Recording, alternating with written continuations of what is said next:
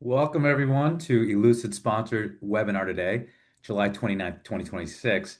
My name is Kelly Wong. I'm CEO of Elucid, and I'd like to thank you for being with us and also thank the SCCT for providing the opportunity to present on CCTA 3.0, from plaque analysis to FFR-CT and a comprehensive clinical platform. It is a great honor for me to introduce the presenters today, Dr. Hiram Bezerra and Dr. Amir Ahmadi.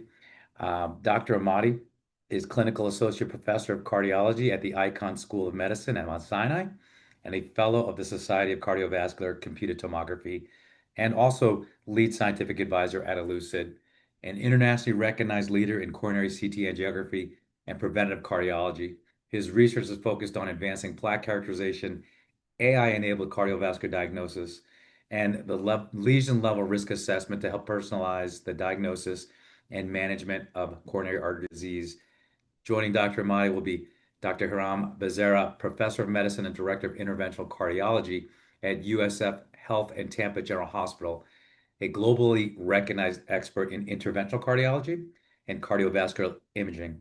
Dr. Bezerra has led numerous clinical research initiatives focused on advanced intracoronary imaging, coronary artery disease management, and the translation of emerging technologies to improve patient care. He's an early adopter of coronary CTA in both clinical practice and research, including leading clinical core lab work for early validation of FFR-CT. So once again, thank you all for joining, and it's my pleasure to turn over to Dr. Amir Ahmadi.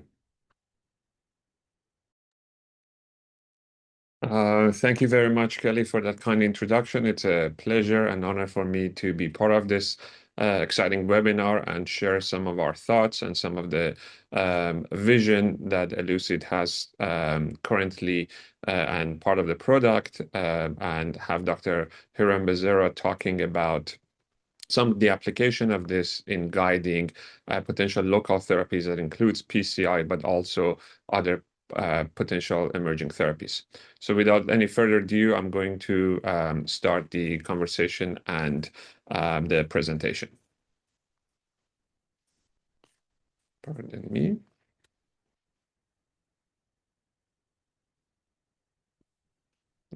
Okay. Sorry, a little bit of a glitch in technical issues with advancing the slides.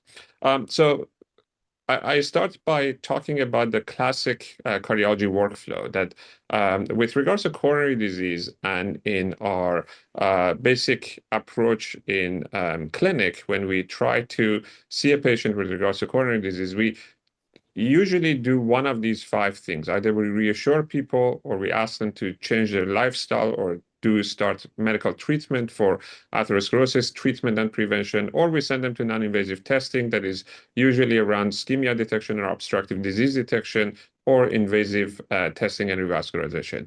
The way that we do that is usually the top three is based on risk factors, the bottom two is based on symptoms, and we do it to prevent either MI or to relieve symptoms and improve their quality of life.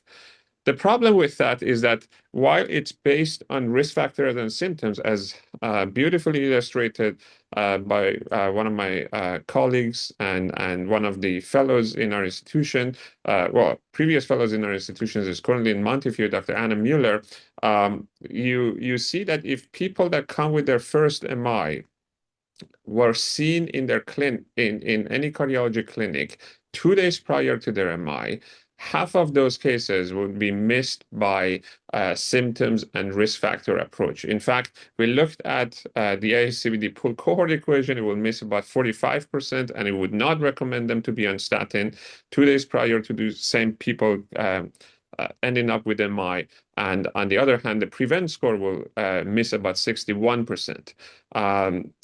With regards to symptoms, about 60% would not have any symptoms 2 days prior to presentation. 54%, the first symptoms come at the day of presentation. So that makes the symptom and risk factor not the best gatekeepers for coronary artery disease management. I think the big picture is changing in a way that atherosclerosis and CCTA is becoming an important tool in phenotyping patients and more accurate risk assessment. Now, that risk assessment is not just risk but trying to turn risk into therapy, what we call, and you will see in my presentation today, we'll turn that into what I call a diamond of personalized therapy. And the intention for that is to lead to improved outcomes and have fewer events. That process in itself is going through evolution. The first one that we call a CT 1.0 is CT without any AI addition. And we've seen this in the past 10 years or so that people use CT in the appropriate populations. And when you have CAD-RADs of more than 0, and you have presence of atherosclerosis, medical treatment, which is non-granular at that point, is basically advised. Now, LDL of less than 7 is something that people consider for presence of atherosclerosis, and whether single antiplatelet or dual antiplatelet, it's controversial, but some people use that depending on the degree of stenosis and overall plaque burden. On the other hand, if you have more than CAD-RADs of 3, so you have obstructive disease and symptoms, many people use that to send person to cath lab for potentially symptom management. Now, that has gone through evolution on its own to what I call a CT 2.0, that is addition of AI on top of CT that will give us the total plaque burden, which is a right approach and right step in better treatment, in better medical treatment. And you've seen there are a lot of expert consensus out there that you can consider multiple other types of medications in treating patients better. And on the other side, FFR-CT as a guide for revascularization, again, for symptom improvement, is being used. Problem with the CT 2.0 is that the total plaque burden here is not, while it's a very good initial step, is not the entire risk, because there are about 20% of patients that have lower amount of total plaque burden. They're on the mild to moderate category, but they have a single lesion that is ugly, that is high risk, that has all the bad features. And those lesions could be in a strategically important area, such as proxial AD or prox-RC or whatnot, and have a myocardium at risk that is important and cause events. On the other hand, we don't have any granularity in terms of what these medications do to plaque at this point. So we don't know if actually they have improvement on top of a significant, for example, LDL reduction. And that's something that needs to be figured out. With regards to the revascularization side, not just for the FFR-CT, but in general, FFR in a binary fashion has not been shown to reduce hard endpoints. And it's more for a symptom management. So we do have some opportunities to improve, and this is our vision of getting into a CT 3.0, which is what Elucid is focused on right now, that on top of the overall plaque burden, we are including the individual plaque features and individual lesion risk, as I will talk to you about in more detail in a few minutes, as a part of risk assessment. We are planning to do randomized clinical trials on effect of each of these medications on the plaque, and bringing the delta plaque change over time in the equation of how to customize treatment.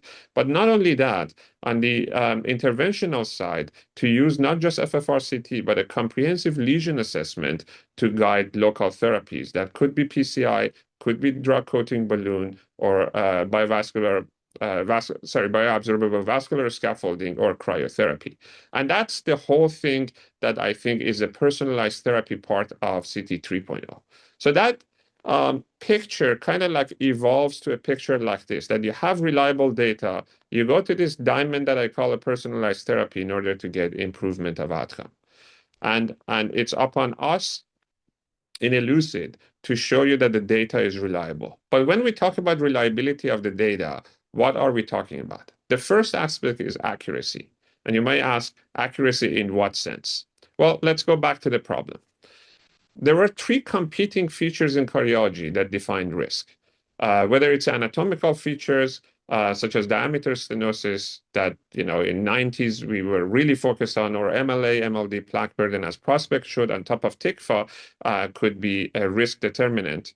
or it's a physiology, which is delta FFR or FFR at the end of the lesion, or our a new index that we are talking about called FFR drop rate that I will talk about a little bit later on in the talk, or if it was the plaque composition and morphology, such as plaque volume on a patient level or on a lesion level, the LRNC or necrotic core volume, or the calcified volume. So these were competing features that people tried to debate for many years which one is the best way to determine risk.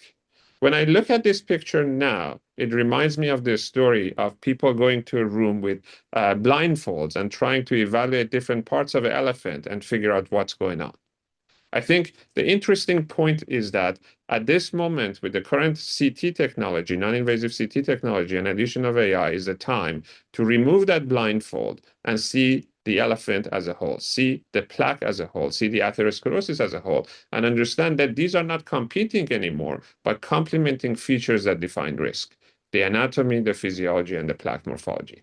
And therefore, the accuracy of this is literally the accuracy of each of these components. So the overall vision that we have is to turn this conceptual framework that we see in this cartoon, that what is a lesion, what is a segment, what is the composition of these, what are the physiological indices, such as the delta FFR or FFR at the lesion level or FFR at the vessel level, or what are the anatomical compositions of MLD, MLA, or plaque burden or whatnot in one, and turn it into reality. Well, the CT 1.0 kind of help us to detect that there is a calcification here, there is a non-calcified plaque here or whatnot. But when we now apply the modern Elucid tool, we can not only detect these plaques, we can not only see the composition of the plaque, but we can quantify them. We can give you a cross-sectional view with the MLA, MLD, and delta FFR or FFR-CT at any point. We can give you the plaque burden at any cross-sectional area that in prospect has been shown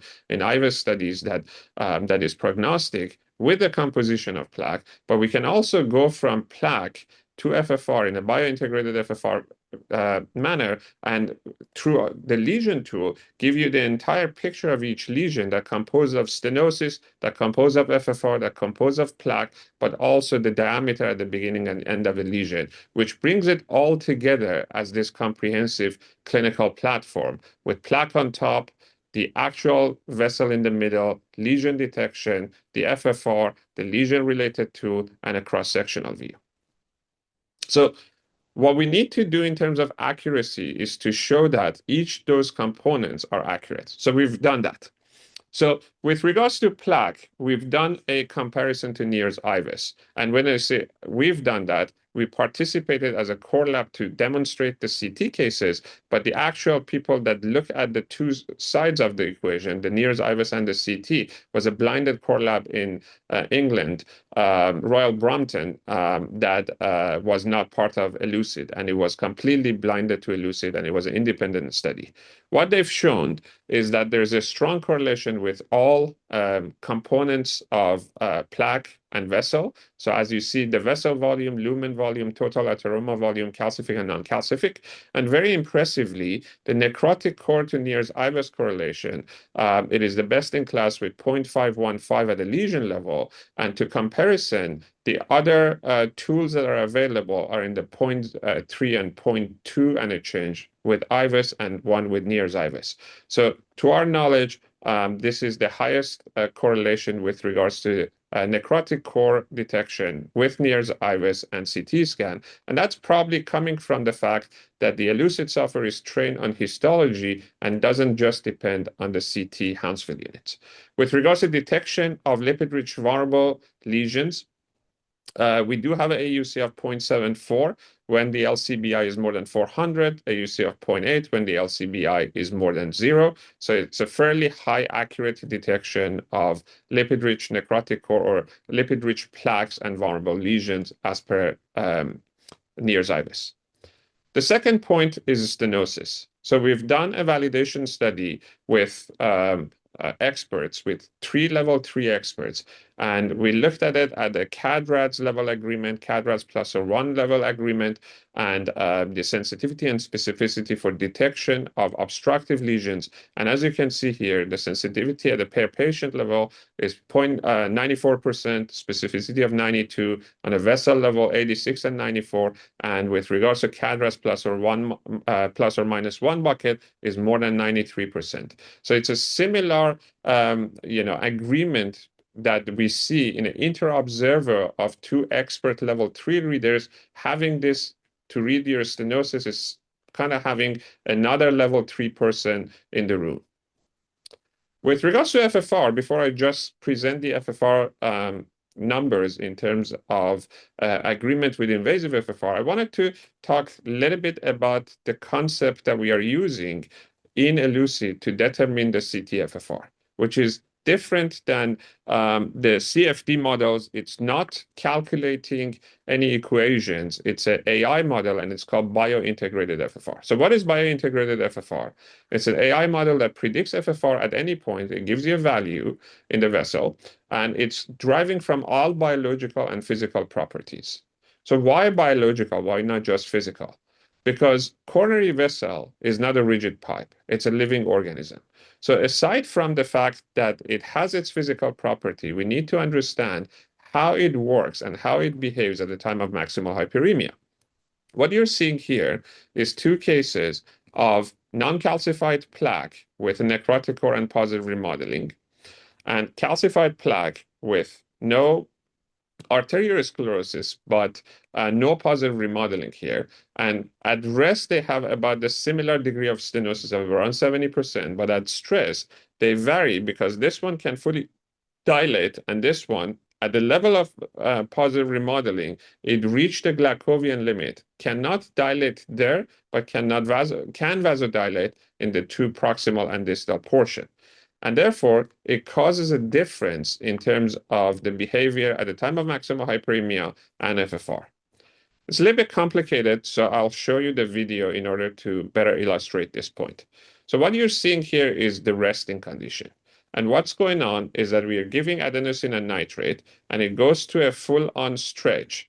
The top vessel fully stretches at all levels. The bottom vessel, and I go back a little bit to demonstrate that point, the middle part cannot dilate any further because it reaches a Glasgowian limit, and the proximal and distal bed dilate further. So it reaches a state that we call a relative functional stenosis. And even though at the rest, they had the similar degree of stenosis, at the maximal hyperemia, they behave differently, and therefore, their FFR calculation is different. So because of the explanation that I give you, and the fact that FFR doesn't just measure ischemia at the myocardial level, but measure the pressure difference between 2 points, and the pressure is related to 1 over r to the power of 4, there is a difference between the FFR calculation of plaques depending on the type of plaque and the biology and composition of plaque.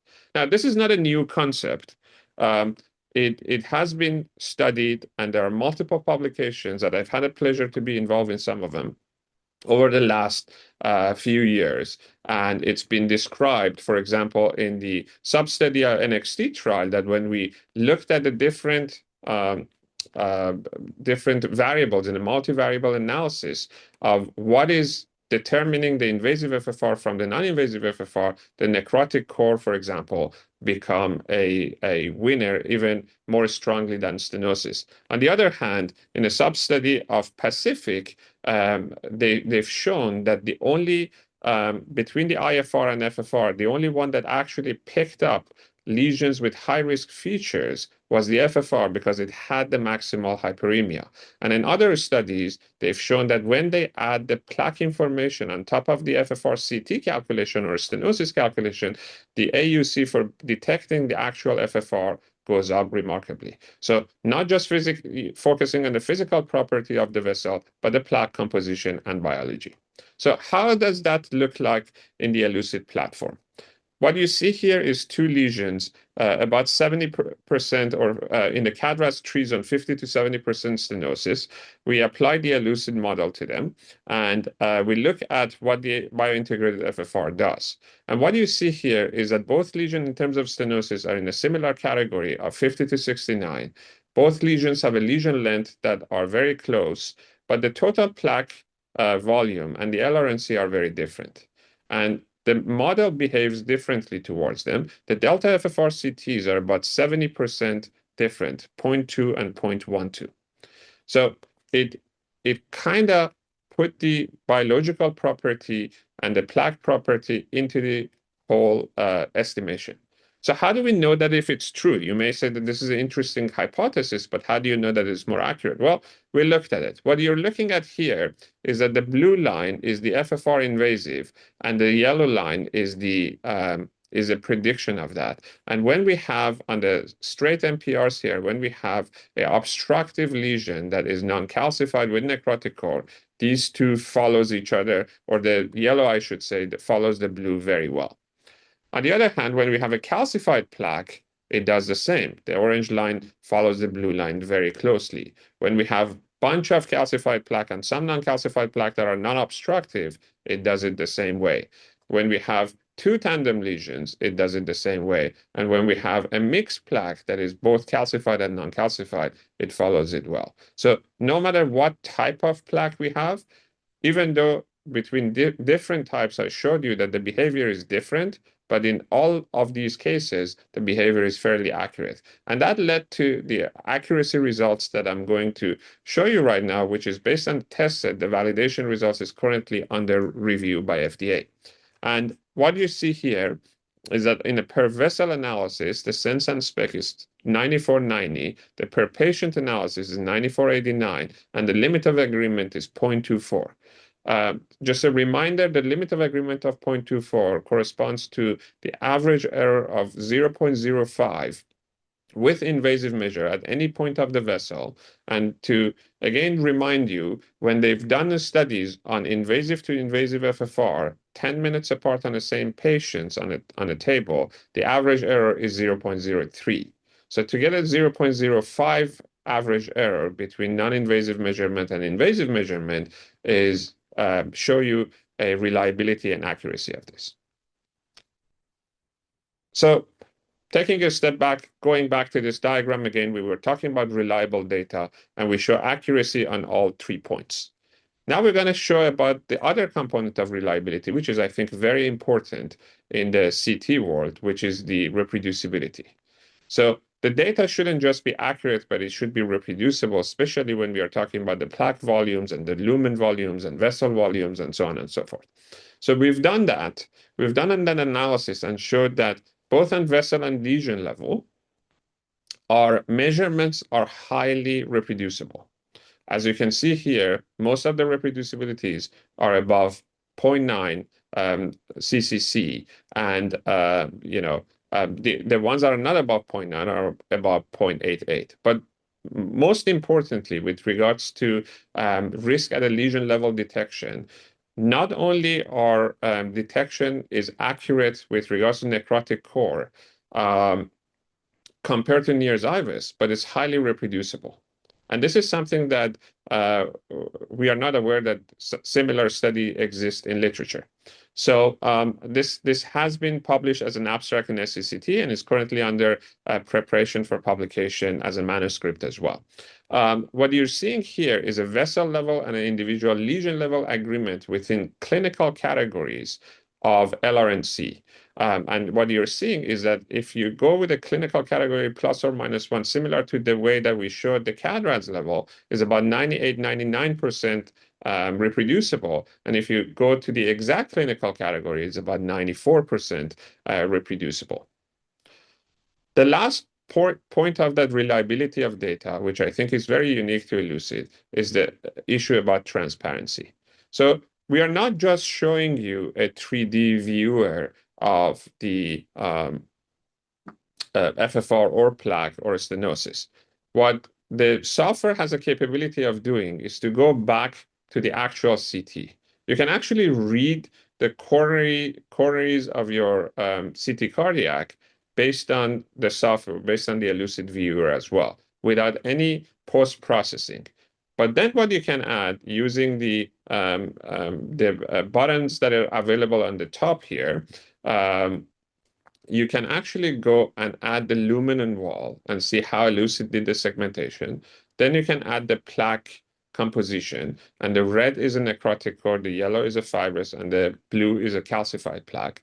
And then you can add the FFR, the biointegrated FFR, which comes from the plaque and comes from the vessel properties, and both in the numerical fashion that you can put any point and then get a number there, or in a color scheme fashion on a straight NPR or a curved NPR, or in a 3D fashion or a pullback curve. And then on top of that, you can add a lesion tool, which brings our philosophy of combining everything together, combining the physiology, the morphology, composition, as well as anatomy together, all in one box for a lesion that you select the beginning and end, and it gives you, as Dr. Bezerra will tell you, it gives you the diameters, gives you the lesion length and whatnot. So not just planning for what you do, but deciding whether or not you want to treat this person with just medications or more, with more local therapies.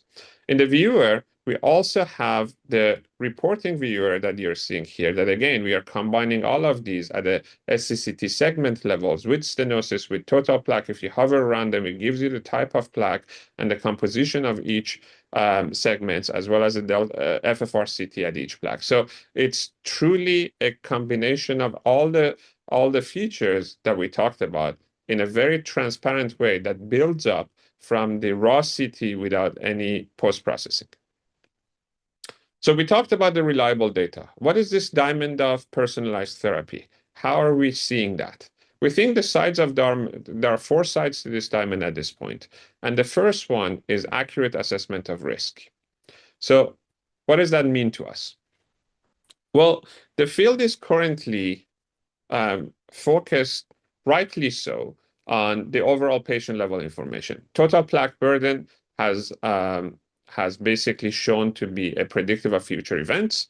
Plaque subtypes are important. Calcium score, obviously, historically, has been shown to be a very important predictor. CADRAS categories have been shown to be prognostic. And overall ischemia in a presence or absence manner, as well as numerical manner at the end of each vessel, has been shown to be prognostic. So we are providing all of that in the Elucid platform, but not only that, we are focusing on a lesion level risk.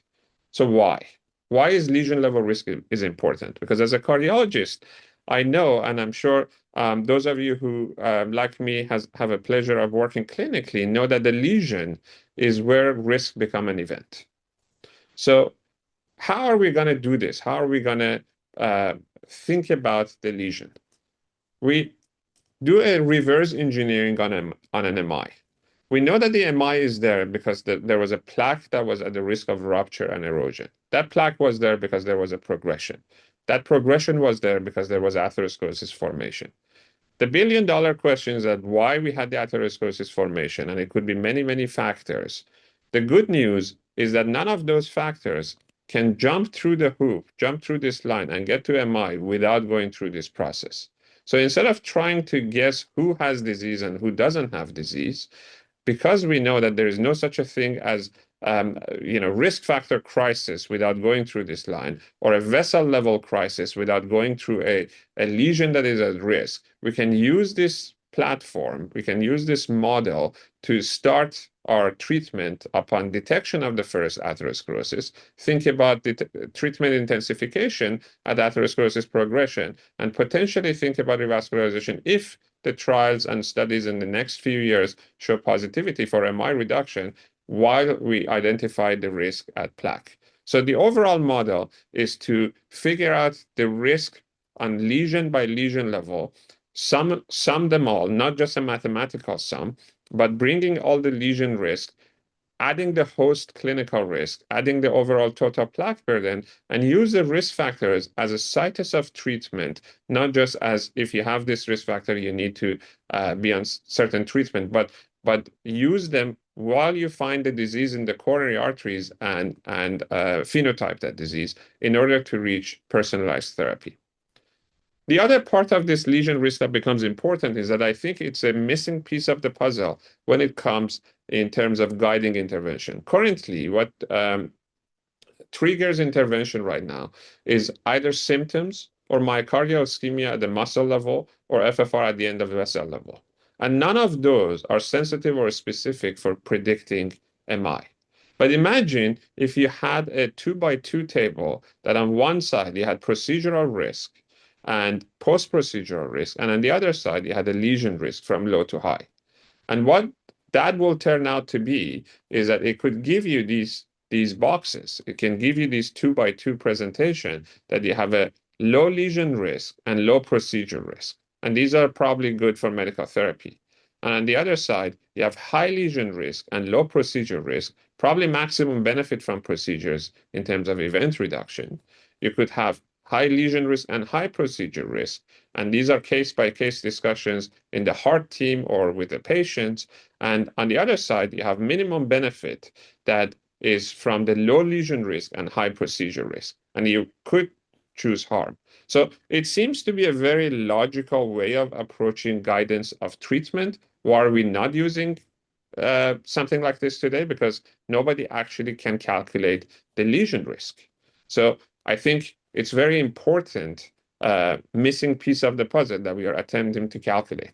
So the question is, how are we going to do that? Well, we are trying to turn the whole aspect of plaque morphology, physiology, and anatomy that we've done one by one, and we have shown that they're accurate, in addition with AI, to bring it all together in the next couple of years to give you an estimate of a lesion by lesion risk. So it's not just the vulnerability feature, it's not just the delta FFR, it's not just the stenosis, it's a combination of all of those and what we learn with AI. And that's the subject of our study that we are very excited about, not just the study design, but the collaboration that we have around the world with currently 17 centers and counting. The first enrollment has happened a few weeks ago, and we have identified about 342 MIs for AI Predict. Now, in this study, what we are doing, and it's in a few phases, but the first phase is that it's a 680 patients. We have 170 patients with MI that had CCTA, and about 2 to 3 years later, or up to 2 to 3 years later, they had an MI, and there was a culprit lesion identification. And in the controls that had a CTA, we have a good medical record on them, and they didn't have any events. And we're going to look at culprit lesion, bystander lesions that are lesions in patients with MI, but they are not culprit, and stable lesions are lesions in people that are in control group, and look at pretty much every anatomical, physiological features and morphological features, including some of the exploratory features and findings. So a case like that will look something like this video that I'm going to show you. So this is our current platform that has all the aspects of physiology and morphology and stenosis. You go, for example, here to the lesion tool, you select the lesion, you bring it up there, and you can change the proximal portion of it or the distal portion of it to optimize what you think is the right lesion. And we're going to do that in the basically the core lab that we have. And then once we are satisfied with that lesion definition, we export these numbers to a table like this that has all the features. And in addition to these features, the information on the patients, their medications, the time to event and whatnot, with the deep learning tool, try to figure out that lesion risk that's later on will be tested in a separate cohort in a blinded fashion to shine some light on overall accurate risk assessment. The second part of this is personalized medical therapy, and that's where our HALT series come. The overall goal of this is to figure out what are the actual effect of medications on lesions. And we are looking at this from different viewpoints of LDL reduction, anti-inflammatory medications such as colchicine, um, for those people who have either diabetes or overweight, GLP-1 or GLP-GIP, LPA therapy, SGLT2 therapy, and antiplatelet therapy.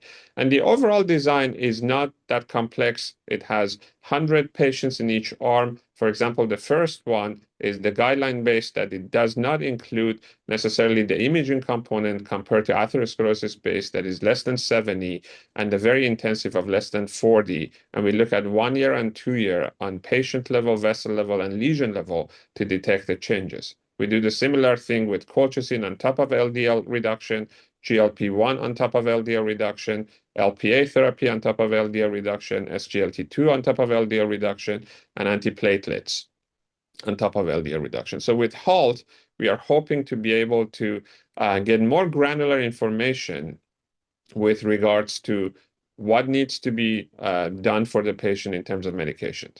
The third component is accurate reassessment of risk of patient lesion level, not just the anatomy, not just the plaque morphology, but also including physiology and overall risk. And that's the subject of the Evolution IQ that we are hoping to launch by the end of this year to show the reproducibility on serial scans and what is the very safe margin that we can report in a reproducible manner that the change is in all the components that I just mentioned. And the last part of this personalized therapy diamond is the effect of localized therapy. And that's a subject of Guide IQ. And we are very keen to work with various individuals and groups in terms of guidance, not only in terms of decision making, but also planning in the cath lab with regards to what needs to be done for a specific lesion. Dr. Bezerra will talk about a couple of cases that shows how the Elucid platform can help with that. Parallel to this line, what you're seeing on the bottom here is a sharp focus on workflow efficiency. And that is about rapid turnaround time, the efficient reporting, and seamless clinical integration. So just wanted to point out a few things about the UI and the reporting system. So the UI is designed to be very interactive and designed to provide information for various level and different interests amongst physicians. So for example, if you are a cardiologist in a busy practice and you just need to know what to do overall, what's the message about this patient, and what are the next steps, you can focus on the top part of UI, which summarizes the entire thing. If you are a radiologist and you need to report on the full case, there are ways that our UI is talking about that, same as the report. This is the front page of the report that it's for pretty much anyone to get a sense of what's going on in a few seconds. Then you have the second page of report that gives you the FFR view, the stenosis view, and a table with all three components of stenosis composition and FFR. And from the page 3 onwards is directed more for interventional cardiologists like Dr. Bezerra that try to figure out what's going on with the lesion in terms of composition, in terms of FFR, in terms of delta FFR, so on and so forth, and put it all together. In terms of a zoom out view of overall output, the outputs that Elucid is providing is a comprehensive clinical platform, structured output in a PDF report format, a DICOM-SR, which is a machine readable format of all the information that is out there that can be used by a machine to turn it to automated customizable clinical report. So the workflow, it becomes efficient, and instead of adding to your plate in terms of doing more, you can actually become more efficient by ordering these tests. By the time that it comes back, there is a version of a customizable report that you can read and you can concur or modify, and then you can finalize your report in your EMR system. And that's basically the overall picture that I wanted to speak about. Now, It's my pleasure to turn the presentation to Dr. Bezerra to talk to you about a glimpse into Guide IQ and how Elucid platform can help with in the cath lab and in decision to go to cath lab whether or not. Thank you very much, Amir. Good afternoon, good morning for some across the country. Thank you, Lucid team, for the kind invitation, and thank you, FSCCT, for organizing and hosting us on this wonderful presentation. So I was tasked to go over like really practical examples of the patients that actually make their journey all the way to the cath lab, and how Elucid technology could help me as an interventional cardiologist. This is the overall tree that you saw on Dr. Ahmadi's presentation. This particular case here, I'd like us to focus on the right coronary artery as well as left anterior descending. I'm going to take today as an example in the lab is a day that I'm doing only a structural heart case. So we did 3 TAVRs in the morning, and we have 2 more in the afternoon. Needless to say to you all, imaging expert, on how indispensable cardiac CTA has become for TAVR planning. And I really believe that cardiac CTA should be indispensable for coronary work as well. I think there is a convergence of factors here. Scanners are getting better. AI is helping us, and company like Elucid can really be living a moment of a tipping point where we should expect that if not all, but the vast majority of patients arrive in the cath lab with this kind of results, which would allow us planning our procedure more accurately and optimize cath lab workflow. So giving a practical example here, the right coronary, I'm going to use a annotation tool here, see if I can highlight things. Hope you can see that the vessel level FFR on this right coronary is borderline positive, right? 0.77. But then when we look at this, not in a binary fashion, as Dr. Ahmadi alluded to, I don't think we should think about FFR as a binary thing. It is formally positive, but let's take into account what would be the risk or the cost of treating this right coronary artery. So what caught my eyes right away is that I don't have a lot of calcium on this lesion, right? So this is good for us. I can anticipate that my stent is going to be very well expanded. Obviously, I take into account lesion length. So lesion length is around 40. It's probably we can go away with a 38 millimeter stent, single stent, so no overlapping stent is also something favorable for us. And there is a lot of gain by treating this lesion. So everything is pointing to me that the cost here is low. I would anticipate a relatively simple procedure without plaque modification, no overlapping stent. So something is pushing me to actually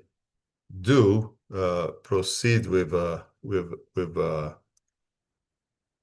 intervention on this vessel. Let's look in another dimension, that is how much of physiology I'm gaining as relates to the treatment zone. So you see how steep is this slope here, right? In a relatively short length. So that's another thing that pushed me to, well, probably we should really intervene on this relatively focal lesion here.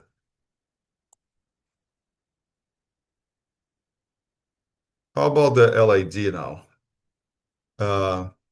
Sorry for the annotation here on our way, but let me see if I can delete this. Okay, so the LAD is essentially the opposite of what we just saw on the RCA. So this nice, almost like a representative what would be a pressure wire pullback or an FFR pullback, you see that it's a pattern of diffuse disease. There is no focal disease. So I really would need to do a lot of work in order to normalize physiology here. Very long stance length to start with. And our physiology is at the best borderline. So that's already pushed me against intervention on this LAD. I can look at with a different lens as well, and now applying the full 3.0, like Dr. Ahmadi alluded to, and really look at the plaque level, what's the delta FFR on the lesion itself, plaque composition. There is a pretty substantial amount of necrotic core. So if anything, if I believe that on the concept of plaque sealing, this could be a target, right? Not so much for the physiology of the vessel, but to prevent future ACS. I think this is where Elucid line up their clinical program that we first need to identify or confirm if we really can identify such patients and such plaque futures. I think we know a lot already, but we need to put this under a randomized clinical trial lens in order to really enable us deciding treat or not treat in terms of preventing ACS event. We cannot recommend this these days. So the bottom line for this case, this particular case, I think in the real world, we would proceed with a treatment of the right coronary artery with a single stent, and we would manage the LAD clinically with a quite intense secondary prevention. The second case here, to illustrate again the real world situation, it's a multivessel disease. There are positive CT-FFR on both RCA, LAD, and left circumflex. Just for benefit of time, I'm gonna focus just on the RCA here as a way to illustrate the tremendous potential of this platform to plan my intervention. I'm going to skip the LAD, jump right ahead on the RCA. So it is unequivocal that this is a pretty positive CT-FFR, as you can color code with the red. You also can see that although there is a more substantial drop on the pressure on the proximal RCA, there are tendon lesions distributed around the entirety of this vessel. So fun fact is that we received this case from a conference called OPCI led by the San Francis group recently. And the exercise was to get the CTA to different platforms 5 different platforms. Some are commercially available, others not.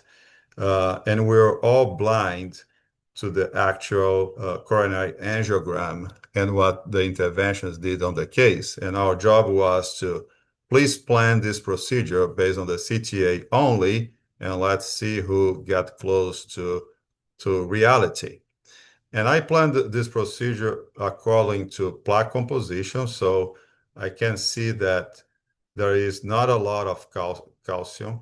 The calcium that we identify were mainly eccentric calcium. So I don't need extensive lesion preparation this vessel. So this is not a case that I would book with the intention to do a atherectomy. So that's already important.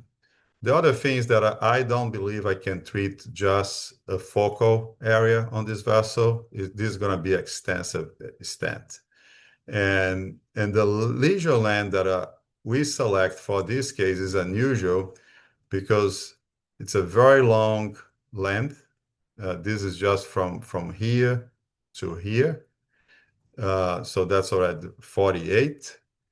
And when we keep following the vessel mid-distal segment, that result in another 48. So I call for 2 overlapping 48 millimeter stents, which are the longest stents we have available these days. So very unusual to use that much of a stent. And turned out that the operator did exactly that. So we nailed the planning just based on the CTA. And the case was performed with intravascular imaging, etc., in a provocative way. The title of the session was even like, can now CT start displacing some of these intravascular imaging tools and simplifying the entire procedure, which I believe over time is going to be the case. I think I would like to stop here and really open for some potential question, discussion. If Dr. Ahmadi could be back on camera. Yes, thank you so much, Dr. Bezerra. And the floor is open for any questions. There's a Q&A button that you guys have. And if there is any questions, we are happy to address.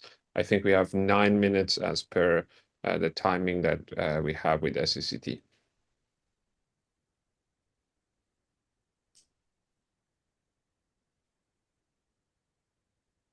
I can start, just take advantage of having a Lucid CEO with us. So Kelly, can you tell us like a little bit of timeline that you forecast, like commercial product, what like really practical things? Dr. Bezerra, that's a great question. So FDA is looking at our FFR-CT application, and we're excited that it's the highest performing statistical results they've ever seen. So in a category where FFR-CT, the number one need is more accuracy, we're excited to get the most accurate approval by the end of this year. And then we already have Plaque IQ approved, so those will come together in that platform that you and Dr. Marty greatly showed. That's going to be what we look at as the best plaque, the best FFR, and the best information to insight platform. And then on the clinical pathway, our belief of getting to personalized medicine, as Dr. Ahmadi said, is already ongoing. First patient enrolled for AI Predict. That'll carry through much of 2027 and will generate the hypotheses to be able to predict culprit lesion and take those into randomized control trials more to end of 27, early 28 and onward. So I'm very excited to kind of meet the market of what the need is today and then help walk cardiology to where cardiologists want to go, but technology is limiting on how do you actually personalize it, treat me different than my brother, even though our risk factors and family history are identical. You know, our lesions are different, and AI Predict and these series of RCTs will help either revascularization in a personalized way or personalizing optimal medical therapy. Amazing. Maybe Dr. Bezerra, I ask a question from you. how do you think this additional, because it used to be really competing, these different IVUS measures and the plaque morphology measures and FFR measures. Now, as an interventional cardiologist, when you have these all in tip of your finger, how would it affect you think differently in terms of not just planning the case, but whether or not you want to do an intervention? Yeah, I think the ideal status is really to have CTA turbocharged by technologies like Elucid that bring us to a comfort level that we are only bring patients to the lab for intervention, right? I mean, it's it's a simple statement that I'm gonna make here, but if you think we are 2026 and we still have 40% average of coronary angiograms that do not result on any revascularization, that tells me that this is pretty unacceptable in my mind. It's a tremendous amount of resource. It is an invasive test, pretty safe these days, but can have complications, right? So if we tie cardiac CTA equal intervention, I think that's a measure that we need to be and be comfortable enough with the results that you are accumulating evidence and others, but to deny in a good way a trip to the cath lab, right? That we can effectively say, yes, you do have some lesions here, but considering everything that we see, we don't intend to revascularize that lesion, right? Instead of having the simplistic binary question, yes, is a positive CT-FFR, go to the lab, right? I think that's the ideal status, that every patient that gets to the lab equals either a PCI or a validation for bypass as an intermediate step, and then in the future, with more proof of accuracy, even straight to bypass. Wonderful. In the last minute or so that you were beautifully describing this, I got 9 questions, and I'm not sure if I get the chance to go over all of them, but I'll try. I was triaging them. There is one interesting question regarding higher resolution scanners and photon counting CT.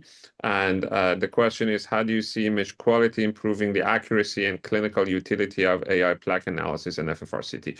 Well, the short answer to that, I can tell you that we are currently evaluating such cohorts that had the regular CT scan and the photon counting CT scan, and we are comparing the results. And it's not completed yet, but in the preliminary look at the results of reasonable number of patients and vessels, we have shown that there is a very high agreement between the old school CT scan and the photon counting CT scan in the Elucid analysis. So it has twofold messaging there. One is that Elucid is completely capable of processing these high resolution scans with regards to plaque, with regards to stenosis and FFR and so on and so forth. And 2, which is very interesting, is that our previous analysis on the regular, or our current analysis, I should say, are on the regular scanner was at the level of accuracy of the photon counting CT. And I think that's where the histology training and seeing, the AI seeing these details in CT that is hidden to human eyes come into play, that the results are accurate. And that accuracy has been shown also, as I demonstrated to you, by various different interventional and invasive gold standards, such as invasive FFR or NIRS IVUS and so on and so forth. So hope that answered that question. The other questions that I have is, can you quickly reiterate the AI training process of plaque prediction and plaque-based FFR? I probably missed that part. Okay, so essentially what it is that Elucid started its journey by looking into histology samples, a lot of slides on histology with co-registration of CT scans to develop an algorithm that looks not just at the Hounsfield unit, but incorporate that learning from histology in order to get plaque identification. Based on that plaque and the idea that plaque and atherosclerosis is a disease and everything else is coming from that, they use the deep learning and AI algorithm to predict FFR, and that FFR was validated or is being validated against the invasive FFR. It's 1 p.m. Eastern time. We are out of time. I'll try to record these questions, and Elucid people are trying to reach out to you if your question is not answered. And well, thank you very much for participating, and thank you, FSCCT. Thank you, Dr. Bezerra, and thank you, Kelly, for hosting. Thank you so much. Sure.